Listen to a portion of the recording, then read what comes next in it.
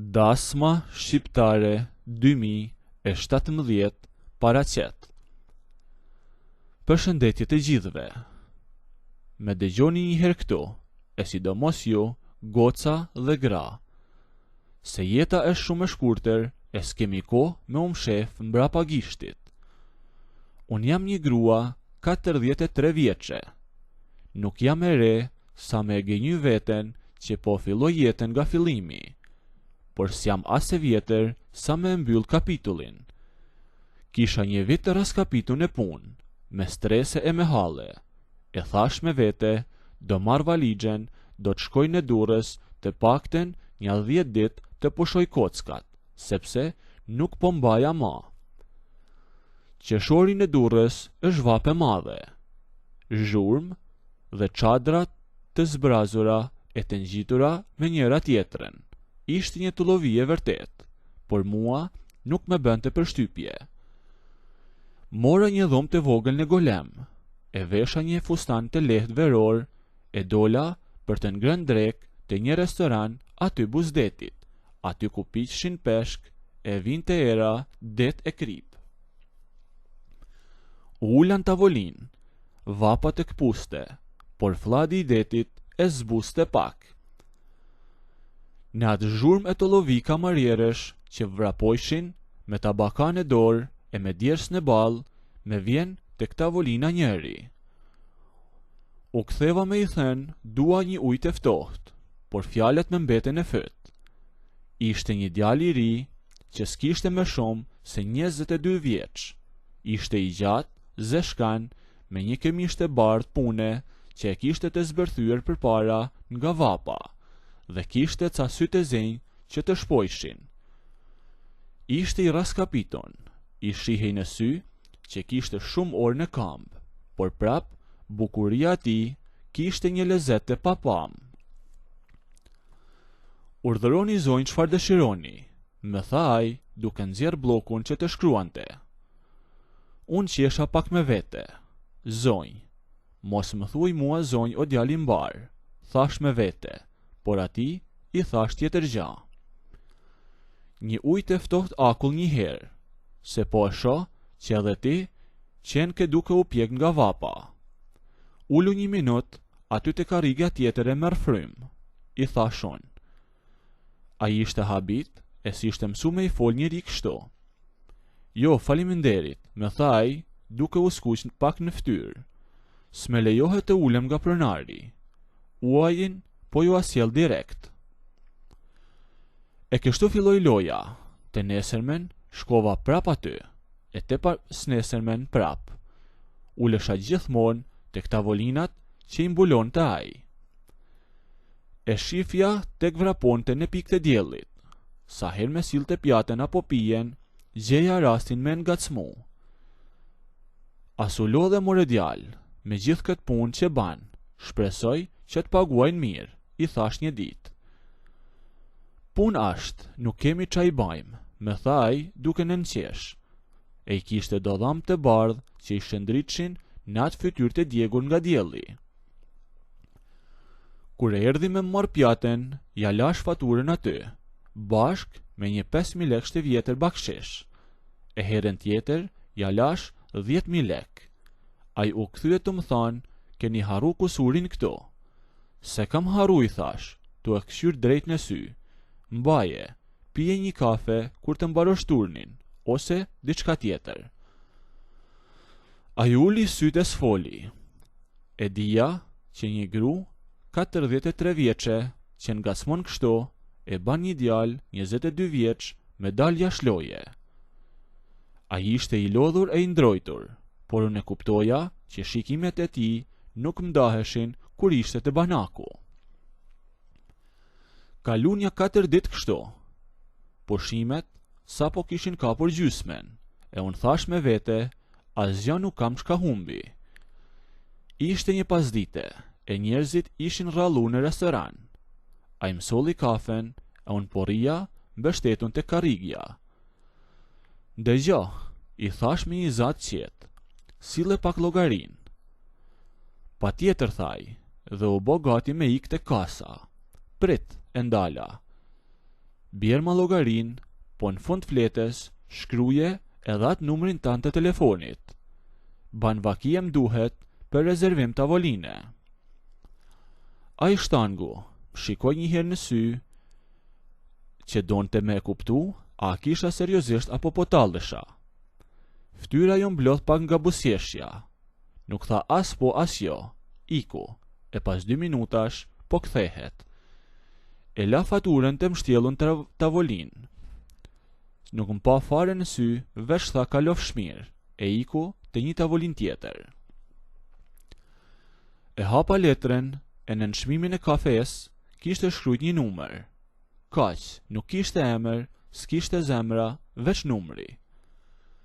Atë natë u ktheva në dhomë, e bana një dush, u vesha lirshem, ndeza televizorin, e porrija në krevat. Ora shkoj 12:30 natës. E dija që restoranti mbyllej në 12, e mora telefonin dhe i shkruajta. A mbaroj turni yt, sepse po lodhej shumë te ai restoran me punë. S'kalun as 2 sekonda dhe merdi përgjigja. Sa po dola, akoma s'po mbeson që s'jam për rezervime tavolinash. Qesha me za, djali qenë ka i shkathet. Po për shka je ti, ja ktheva on. Jam pak i lodhun, po jo aq i lodhun sa mos me e majt një bised me dike që m'len bakshish pa e meritu, më thaj. Folim deri afer orës 2 të mëngjezit. Kishte një bised të rjedhshme e të pastër. E s'kishte fjalë të pista. E s'kishte as nga smime vulgare. Unë e pysja për jetën e ti e ai për timen. E në fund shkrujti, nesër e mbyll turnin ma heret. Në orën 11 të darkës jam i lirë.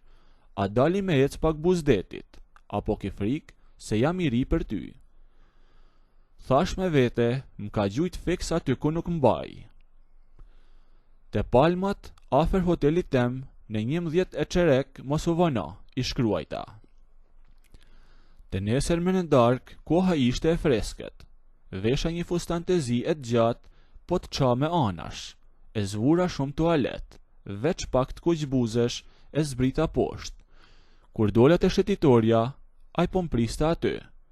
I kishte heq rrobat e punes, e ishte vesh edhe ai me një bluzë të zezë e do xhinse të lehta. E tani dukej edhe ma burr. U ofrua e mdha doren. Dora ti ishte pak e ashpër nga puna në restoran, por na fillua me ec. E shmangëm shëtitoren kryesore që galonte nga njerëzit dhe nga xhirot e kalimtarve. E zbritëm poshtë në ranë. Këto filloi tensioni. Njerëzit që me dëgjojnë mund të mendojnë se i kapa dorën e i thash hajde e ngjitemi në dhomën teme, ose hajde të një shezllon i fshehtë. Por jo, s'kisha dal në gjah, si isha aq e uritun, kisha dal veç me e jetu momentin. Ai ishte në rresht me mu, e esni mbi rerën e ftohtë afer bregut. Dallgët po lëvizshin lehtë, e vlladi i detit e bënte fustanin tem me u valvit e me i prek kamët e tij. Sa herë fustani e prekte, ai e ulte pak ritmin e ecjes, dhe nuk flisnim edhe aq shumë. A din çka kam mendu ditën e parë që të pash, me tha i papritun dhe u ndal. Çka menove? I thash unë. A menove që pas ka ardhur një teto me të lanë bakshesh? Ja ktheva me pak shaka. Ai nuk qeshi, m'doli përballë në atë errësinë të bregut. Syti shtrishin ndryshe, nga çishë ndritshin mas diteve në restorant. Jo, më tha me zot ult. Menova si ka mundësi që një gru me atë ecje dhe atë sy vjen e ulet vetëm tavolin. Mori guxim djali, për 22 vjeç u bë tepër burr. Tensioni ishte ngrit si një tel i ngrehun që rrezikonte me u kput. E s'dija qa t'i thoja mrapa. E pastaj qa menove, e pyeta gati si në përshpëritje. Distanca jonë filloi të ngushtohej. Menova që s'munde me t'lan me ik pa bon këtë gjë, më thaj. E on s'ja kisha iden qa donte me ba. Unë isha mësu nga historit e tjera që kisha pason, por jo me një djalë 22 vjeç. Menova që do ma hidhte dorën qaf, menova që do ma thonte do një fjalë tamel. Por a i zboni asnjanen. A i veç i hoqi shapkat e ti, i hodhin ran dhe ofru edhe ma shumë. Nuk u mundu me mprek mënyrë të prume, por vetëm e ngriti dorën e djath, e kaloi pas qafes sime, e gishtat e ti mu futen lehtë e flokt, e pastaj krejt natyrshem u përkull pak nga lartësia ti dhe ma ofroi koken e filloi me mputh. Ishte një puthje e gjatë, t'ju them të drejten, isha shumë e qetë. Ishte një puthje që ma dha shumë kuptim plote. Ishte një puthje që la pas gjithë lodhjen e ti të punës dhe gjithë raskapitjen e vitit tem. Mu desh mu ngrit pak në majet gishtave. Edhe fillova me e puth edhe unë. Djali më kapi për dorët dhe më tha: "Hajde, është një vend i rrethum me kallama mbas restoranit ton. Hajde shkojmë një herë aty." Shkume të dy bashk. E kur më rritëm aty, me të vërtet ishte një vend i rrethum ku askush nuk të shihte. Mi vendosi të dyja dur tek faqet, e ofroj përsëri kokën dhe filloj me puth. Unë e mbështolla me dur dhe e përqafova. Nëse doni të ndëgjoni historinë deri në fund, bëjini videon like, a nëse nuk doni, abonohuni ose bëjni subscribe.